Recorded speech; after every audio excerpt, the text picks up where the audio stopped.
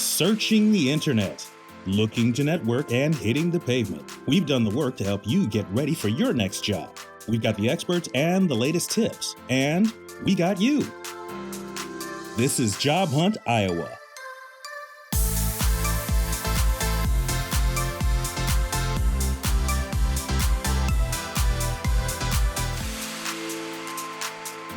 Hello and welcome to Job Hunt Iowa. I'm George Blaze. For the next half hour, we'll not only try to give you some helpful tips and advice on how to land that new job, but also give you some ways if you're looking to continue your career, find a new career path, or even change everything about the way that you work. Joining me today is John Hall, President and CEO of the Marshalltown Area Chamber of Commerce. Good morning, John. Good to see you. Good morning, George. Happy to be here. Absolutely. Before we get into the nuts and bolts of the job stuff, a lot of people might not be familiar with what the chamber does. Give us an overview of what the chamber is all about and what membership entails. Yeah, so we are a membership-driven organization, and our organization is a little unique in that we kind of host three different major organizations here at our office. So the first is the kind of traditional Chamber of Commerce. So that's our membership-driven organization, and it's really all about providing business services, resources, and tools to businesses, no matter where they're at in the stage of their business life cycle. So it can be everything from startups on to transitioning businesses from one generation to another, or in some cases, closure. We also house our tourism organization, so trying to make sure that everybody who's visiting our community and those outside of it have a really positive perspective and experience while they're visiting. And then we do economic development, so it's everything from recruiting new business and industry to housing development to workforce development and everything in between. Well, you know, what's really great about the Marshalltown Area Chamber is when you go to that website there, you guys don't just talk the talk. You have stats, statistics, and stuff, and real tangible stuff that people can look at to see what exactly is going on in the economic scope here in the area. And I think one of those areas that's really important is for people to get an idea of what the jobs are in the Marshalltown area. And it seems like manufacturing, healthcare, and then into retail are kind of the top three there. Am I right on that? Yeah, so those are going to be our top three, but certainly we have a very large segment of kind of the more traditional white collar workforce as well, in a lot of engineering, a lot of sales and support staff for a couple of our large legacy manufacturers here. So our community is founded on manufacturing and really innovation within manufacturing. And so there's a lot of really great career opportunities that are kind of in that space, whether that be working a line. There's some really meaningful employment opportunities with folks that are working in traditional manufacturing setting on up to senior leadership within manufacturing. And it's really good news because it seems that things are robust, all things considered across the country, not doing too badly here in Marshall. In fact, in Marshalltown, when you look at one of the stats there, it shows that you have a far number of people who are commuting in from Des Moines to come work in Marshall.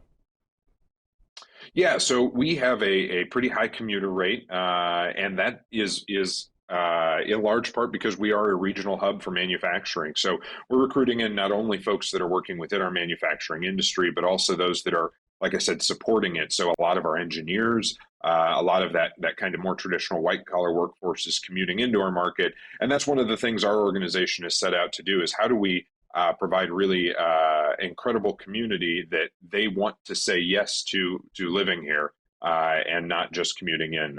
We want to try and capture as many of their sales tax dollars and retail dollars as we possibly can here in our community.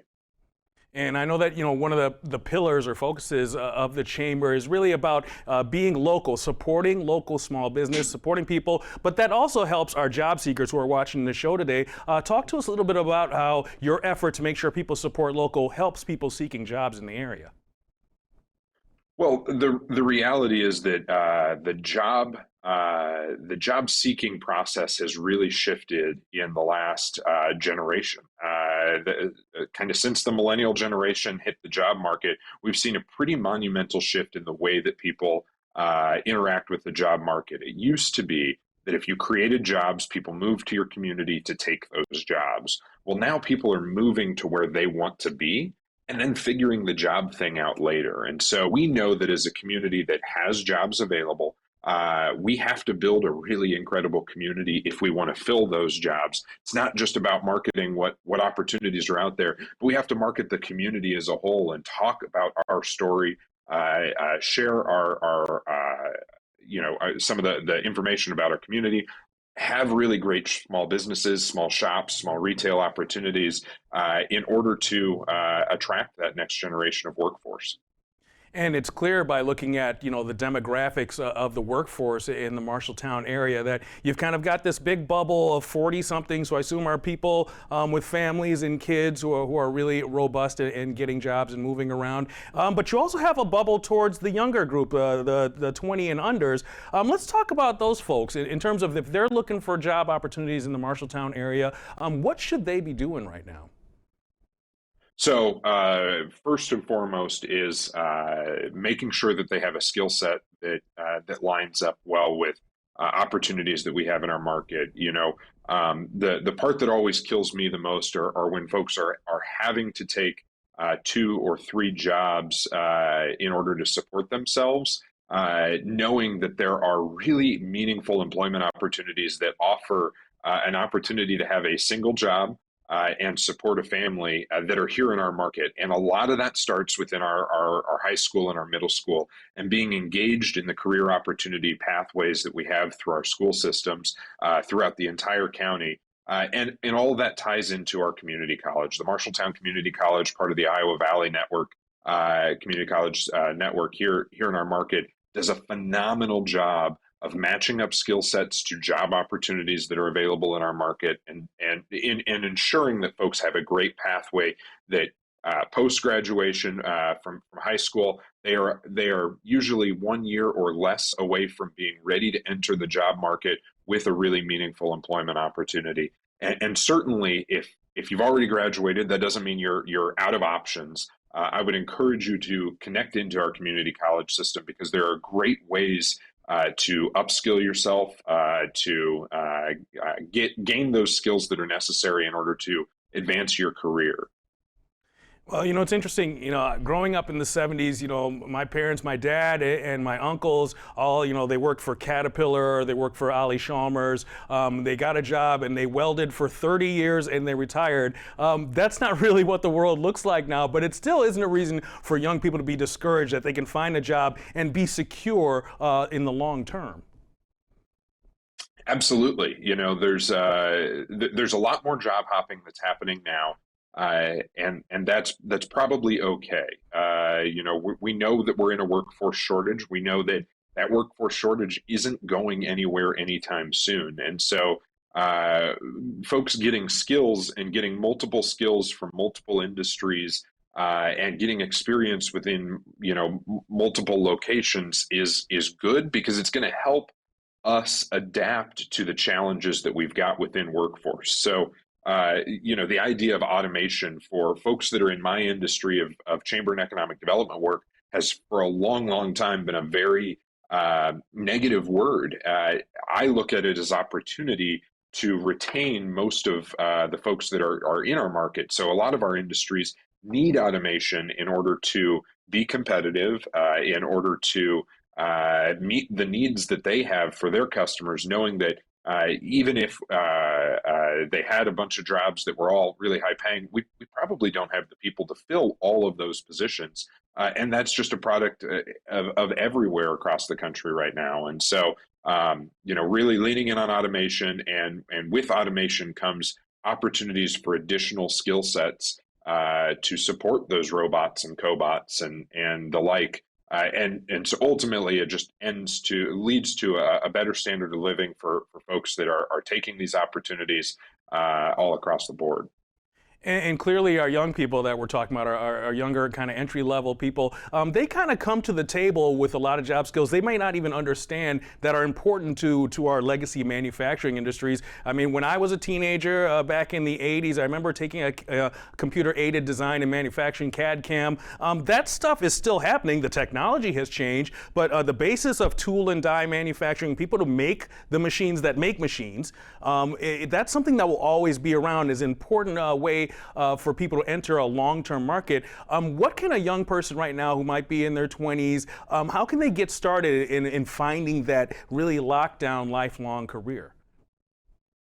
Yeah, again, that's where I think plugging in with the community college system is a great way, great asset to be able to understand what's out there. Our organization helps put together a number of career fairs throughout the year. And what we're seeing is even when we have companies that are pretty near full employment or aren't actively looking to hire, they're still showing up to these career fairs as opportunities to share what they are doing and tell their story in a way that they hope sticks with people. I think a big part of what we're seeing from job seekers nowadays is that they're looking to have more than just meaningful employment opportunity, but they're looking for their employment to have meaning, if that makes sense. They're wanting to work somewhere where they understand the mission that's being driven, the value that the work that they're doing is providing for the greater good, and how they relate into that entire process. And so going to career fairs and talking with folks about that is really a great way to understand what's out there and where you might fit in. And you talked a lot about, the folks that are coming out right now and some of the skills that they have. I think that is incredibly true. I'm part of the millennial generation, and so we have the technology. We've seen the transition of technology as we were growing up, but now the generation that's coming out, Gen Zs, they are native to technology. And so their understanding of the way that technology works, the way that technology can be manipulated into processes and procedures, brings incredible value to the workplaces that we've got. And so getting involved, getting engaged, and being able to see that on the ground level and then offering that feedback is going to help shift our workplaces to be able to overcome workforce challenges, but also to be competitive into the future. Well, John, I tell you what, we're going to talk more about people who are currently working, who are looking to go on a new career path or change their careers. But right now, we want to give some helpful career tips just for you. Stay tuned.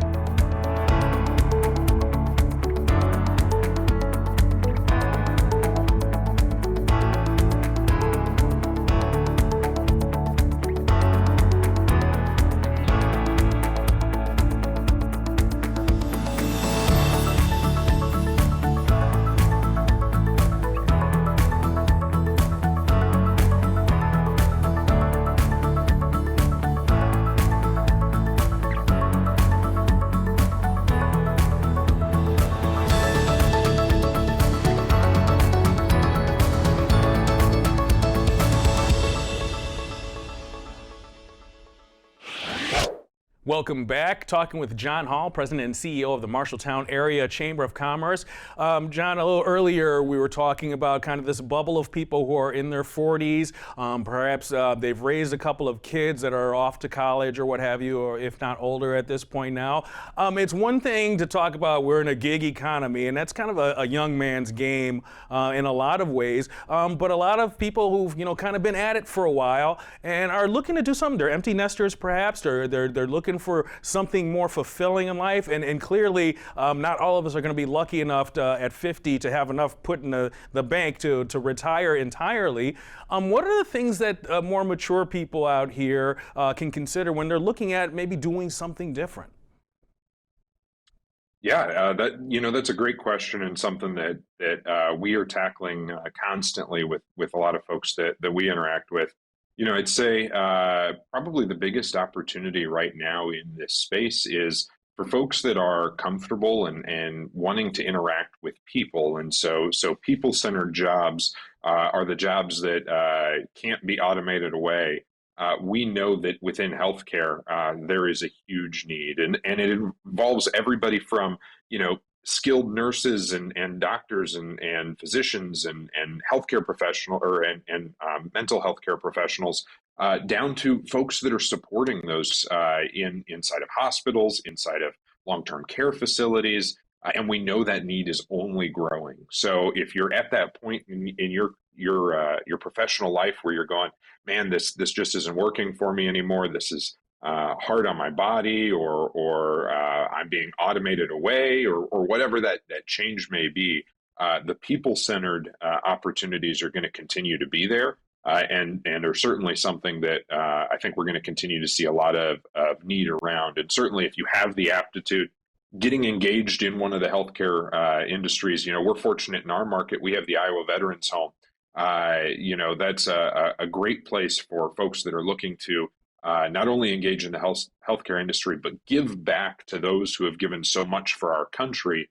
And so you can find some really incredibly meaningful opportunities within that space.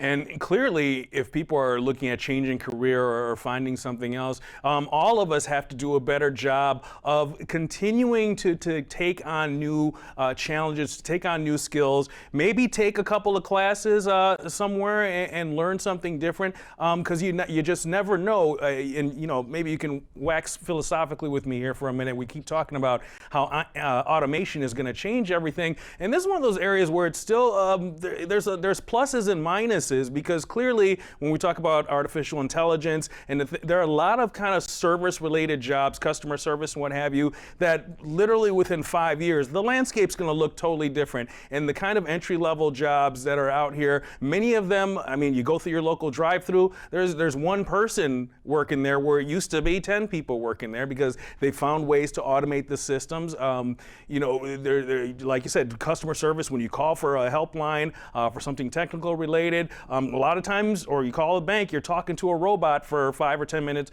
before you can get to an operator. This is only going to accelerate at this point. I think people really need to take a look at getting as much education about what's going on and how they can apply what they already know to the job market as it's going to look 5-10 years from now. Well, and I think we don't even know where the job market's going 5-10 years from now. I mean, I think we all thought for a long time that there would be a lot of these really high skill industries that were kind of automation proof. But I think even with like Chat GPT, we're starting to see that they're not automation proof, that there are artificial intelligence resources that are coming that are going to make big transitions in that. I think where we're seeing that there's going to be, even if we can automate, a question of if we should automate. And that's going to be those people-centered opportunities. So healthcare industries, nursing homes, the like, those are going to be places where even if we can do some certain automations around, around pharmacies and some of those items, the reality is that we want people. We want to be respectful of folks who are going through some of the most difficult challenges of their lives. And making sure that we have a person there to show compassion and to be a part of that solution. And so I often joke with some of my colleagues from throughout the state and throughout the country that the next big workforce shift we're going to see is going to be the trucking industry hitting automation. And we'll have to figure out pretty close to overnight how we turn a bunch of truckers into nurses.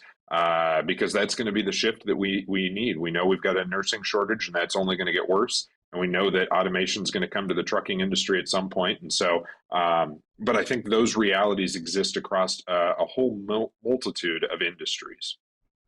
And it's interesting that you bring up trucking. This was one of those areas that a lot of people were looking at. Young people who are looking for alternatives to traditional college degrees. Everything dealing with getting things from here to there. It was a whole entire field of study. When we look at what companies like UPS was able to completely transform supply chaining and moving things around in a way where UPS as a company has taken over entire portions of many other companies and just doing it for them. The whole shipping and receiving and logistics in general is a whole field. But like you're saying, this is one of those areas where automation is going to transform logistics, where people were just starting to get excited about that as a prospect alternative to getting some other English major or something in college where you could get a degree in logistics, where now it's like we're not even sure what that's going to look like. It's interesting to say, we need to start turning truckers into nurses. I want that T-shirt.